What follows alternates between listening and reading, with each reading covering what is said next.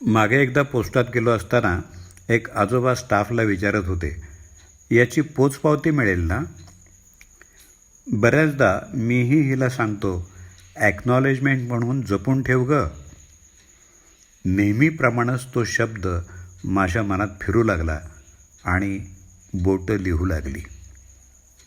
पोचपावती ही आपल्या व्यवहारात जितकी महत्त्वाची तितकीच आयुष्यातही का असू नये.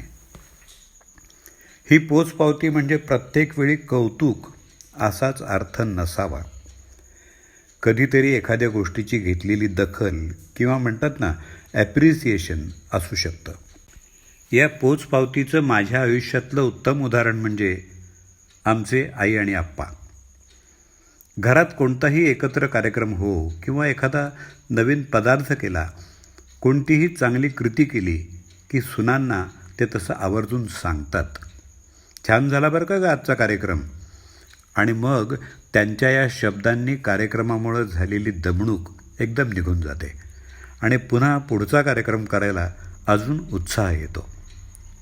पोचपावती तुमच्या आयुष्यात मोठी जादूची कांडी फिरवते.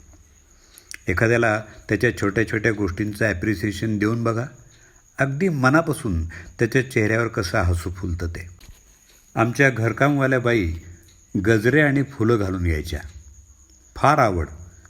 कधी त्या मोठा गजरा घालून आल्या कामाला की हिच्या तोंडून उत्स्फूर्तपणे येतं, प्रमिला काय मस्त दिसतेस ग, चल एक फोटो काढते तुझा.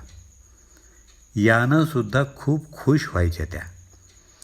लहानापासून मोठ्यापर्यंत आणि अगदी लहान गोष्टींपासून मोठ्या गोष्टींसाठी ही पोचपावती खूप मोठा परिणाम करून जाते आणि छान आठवण मनात ठेवून जाते.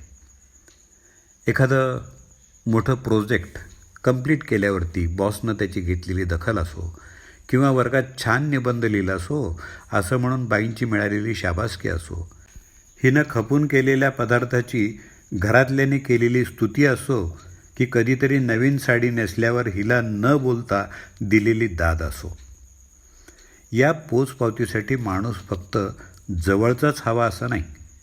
कधीतरी आपल्याच दुकानदारालाही म्हणावं, काका तांदूळ चांगले होते हां तुमच्याकडून घेतलेले. तर सामान्य माणसापासून अगदी कलाकारापर्यंत या पोचपावतीची गरज असतेच.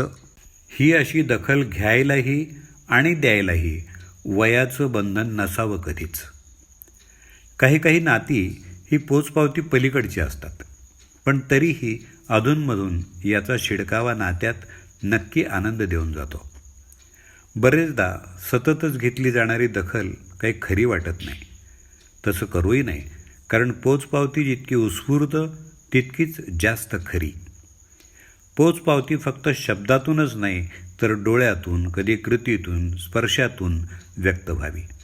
जसं जसं ज्याच्याशी नातं तशी तशी ती पोचवावी. कधी योग्य आदर ठेवून, कधी गळामिठी मारून, कधी च्या मारी भारीच काम केलंस हां भावड्या, अशी वेगळ्या भाषेतून सुद्धा यावी.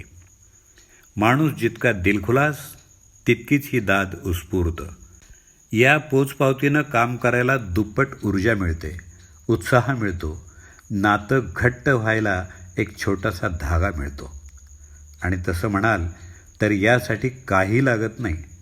लागतं काय? फक्त मोकळं आणि स्वच्छ मन. काय मग पटतंय ना? पटलं असेल तर लेखनाला आणि वाचनाला पोचपावती द्यायला विसरू नका.